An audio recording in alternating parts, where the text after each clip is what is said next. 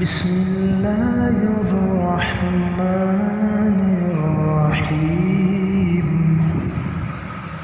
بسم اللہ الرحمن الرحیم۔ اس میں معرب کی 16 اقسام ہم نے شروع کی تھیں، تو ان میں سے 7 اقسام کے اعراب ہم نے پڑھ لیے، 6 اقسام کے اعراب ہم نے پڑھ لیے ہیں اسماء ستہ مکبرہ تک۔ آگے ہے 7ویں، 8ویں اور 9ویں قسم، اسے کہتے ہیں تثنیہ۔ تثنیہ کا مفہوم آپ کو معلوم ہی ہے کہ تثنیہ کہتے ہیں کہ جو دو پہ بولا جائے، واحد جو ایک پر بولا جائے، تثنیہ جو دو پر بولا جاتا ہے، یعنی دو افراد جس سے مراد لیے جاتے ہیں۔ اس کی مثال آپ نے پڑھی ہوئی ہے رجلان، یہ تثنیہ ہے۔ تثنیہ کیسے بنتا ہے اس کی ڈیٹیل ہم پہلے پڑھ چکے ہیں کہ رجل واحد ہوتا ہے، بالفرض ایک واحد ہے، تو اسی کے آگے الف اور نون کو بڑھا دیتے ہیں تو تثنیہ بن جاتا ہے رجلان۔ یا دوسری صورت یہ تھی کہ اسی رجل واحد کے سامنے ہم یا ساکن اور نون مکسور لگا دیتے ہیں، اور یا ساکن سے پہلے والے حرف کو ہم زبر دے دیتے ہیں تو رجلینی لفظ بن جاتا ہے۔ اسی طرح عبدن، اس سے اگر ہم تثنیہ بنائیں تو آگے الف اور نون لگا دیتے ہیں، عبدانی ہو جاتا ہے۔ اور اسی کی دوسری صورت یہ ہے کہ عبد کے آگے ہم یا ساکن اور نون مکسور لگا دیں تو عبدینی بن جائے گا۔ آج ہم نے ایک تو یہ پڑھنا ہے کہ یہ رجلانی ایک صورت میں رجلانی بنتا ہے اور ایک صورت میں رجلینی بنتا ہے، یہ دونوں فرق کیوں آتے ہیں، اور دوسرا ہم ساتھ میں یہ پڑھیں گے کہ تثنیہ جو ہوتا ہے کیا یہ ایک ہی اس کی شکل و صورت ہوتی ہے، جیسے رجلانی الف اور نون لگ گیا ہے، یا اس کے کچھ اور بھی ہیں قسمیں، تو آج ہم وہ بھی پڑھتے ہیں۔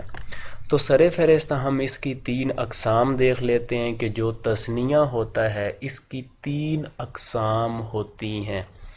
ایک لفظ آپ کے سامنے رجلانی مثال کے طور پر موجود ہے، رجلانی کس سے بنا ہے؟ رجل کے لفظ سے بنا ہے، اسی کے آخر میں الف نون لگایا ہے۔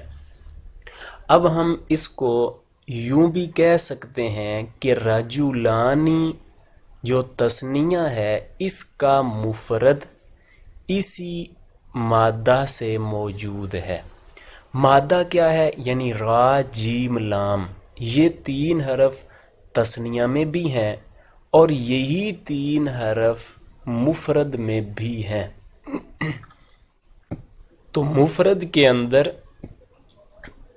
وہ مادہ موجود ہے جو کہ تثنیہ میں ہے، اور دوسرا یہ کہ رجلانی جو ہے یہ تثنیہ کی شکل بھی ہے، اور تیسری چیز یہ کہ اس کا معنی بھی تثنیہ والا ہے، 2 مرد۔ تو یہ 3 چیزیں جب پائی جاتی ہیں تو ایسے تثنیہ کو تثنیہ حقیقی کہا جاتا ہے۔ لکھتے ہیں کہ تثنیہ حقیقی وہ ہے جس کی شکل تثنیہ والی ہو، معنی بھی تثنیہ والا ہو، اور اس کا مفرد بھی موجود ہو، جیسے رجلانی شکل بھی تثنیہ والی، سب کچھ ہے۔ دوسرے نمبر پر ہوتا ہے تثنیہ صوری، جس کی صورت تثنیہ والی ہو، مثال کے طور پہ لفظ اسنانی ہے، اس کی صورت تثنیہ والی ہے۔ صورت کیا تثنیہ والی ہے کہ آخر میں الف اور نون مکسورہ لگا ہوا ہے، تو شکل تثنیہ والی ہے، اور معنی بھی تثنیہ والا ہے کہ اس اسنانی کا معنی ہے 2، جو کاؤنٹنگ میں استعمال ہوتا ہے 1 2، تو 2 اس کا معنی ہے۔ مگر ایک چیز اس کے اندر نہیں ہے، مگر اس کے مادے سے مفرد موجود نہیں ہے۔ اسنانی کا مفرد آتا ہے واحد، جس کا معنی ہے 1، لیکن واحد کو دیکھیں اور اسنان کو دیکھیں تو ان کے حروف میں بالکل میچنگ نہیں ہے، ادھر واحد کا لفظ ہے اور ادھر اسنان ہے، تو بالکل الگ تھلگ ہیں. تو اس کا مفرد یہ جو واحد ہے یہ اور مادے سے ہے، اور جو تثنیہ ہے وہ اور مادے سے ہے. یہ ہوتا ہے تثنیہ سوری کہ جس کی صورت تثنیہ والی ہے اور معنی بھی ہے. تیسری چیز ہے تثنیہ مانوی جس کا صرف اور صرف معنی تثنیہ والا ہے، جیسے قلع، اور دوسرا لفظ ہے قلتا، تو وہ ہے جس کا صرف معنی تثنیہ والا ہو، صورت تثنیہ والی نہ ہو. اب قلع اور قلتا اس کی صورت تثنیہ والی نہیں ہے کیونکہ آخر میں نون مکسورہ نہیں ہے. صورت تب تثنیہ والی ہوتی اگر قلانی یہ لفظ ہوتا، اور اس کے مادے سے اس کا مفرد بھی نہیں ہے.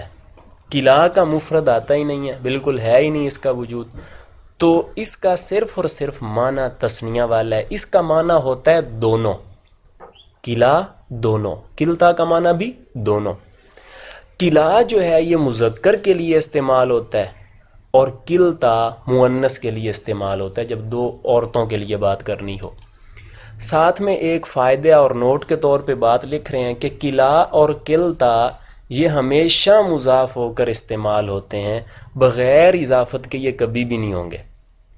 تو یہ تین طرح کے تثنیہ آپ کے سامنے آ گیا، تثنیہ حقیقی، تثنیہ صوری اور تثنیہ مانوی. اب ہم ان کا اعراب دیکھتے ہیں. ان کا اعراب یہ ہوگا کہ حالت رفع جو ہے اس میں یہ آتا ہے آخر میں الف اور نون مکسور.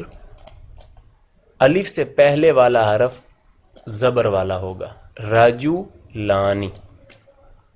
الف اس سے پہلے والا جو ہے وہ منصوب ہوگا، اور آخر میں نون ہوگا جو کہ مکسور ہوگا، راجو لانی. اور حالت نصب کے اندر ہی آئے گا راجو لینی، یعنی یا ساکن اور اس کا ماقبل مفتوح، نون تو مکسور ہی ہوگا، راجو لینی. اور حالت جر میں بھی یہ ایسے ہی آئے گا، راجو لینی. یہ ہے اس کا اعراب. تبھی یہ تثنیہ کی صورتیں بدل جاتی ہیں، کبھی وہ استعمال ہوتا ہے کبھی یہ ہوتا ہے، کیونکہ یہ اعراب کا فرق ہے. چنانچہ یہاں دیکھیے حالت رفع میں الف آئے گا، جیسے جاء رجلانی. اب جاء فعل ہے، رجلانی یہ فاعل ہے. اب آپ کے ذہن میں ایک یہ سوال آ سکتا ہے کہ رجلانی فاعل جب تثنیہ ہے تو فعل تثنیہ کیوں نہیں؟ تو یہ آپ پڑھ چکے ہیں کہ فعل واحد ہی ہوتا ہے جب اس کا فاعل اس میں ظاہر ہو، چاہے وہ واحد ہو، چاہے تثنیہ ہو، چاہے جمع ہو، فعل واحد ہی آئے گا. تو جاء رجلانی حالت رفع میں ہے، رأیت رجلین یہ حالت نصب میں ہے کہ رأیت فعل تو فاعل، اور رجلین جو ہے یہ مفعول ہے، مفعول منصوب ہوتا ہے. اور تیسری صورت اس کی مررت برجلین، با جارہ آ گیا، رجلین مجرور ہے، تو یہی صورت ہے جی. تو حالت رفع میں الف ہے، حالت نصب اور جر میں یا ما قبل مفتوح. دوسری صورت تھی قلع اور قلتا، جب کہ ضمیر کی طرف مضاف ہوں تو ان کا بھی یہی اعراب ہوگا. حالت رفع میں الف جیسے جاء قلاہما، حالت نصب میں رأیت کلیہما، رأیت فعل تو فاعل، کلیہما کلی مضاف، ہما ضمیر مضافل ہے، مضافل ہے مل کے مفعول، میں نے دیکھا ان دونوں کو. اور مررت بکلیہما میں گزرا ان دونوں کے ساتھ، یہاں با جا رہا ہے، کلی یا ما قبل مکسور کے ساتھ ہے.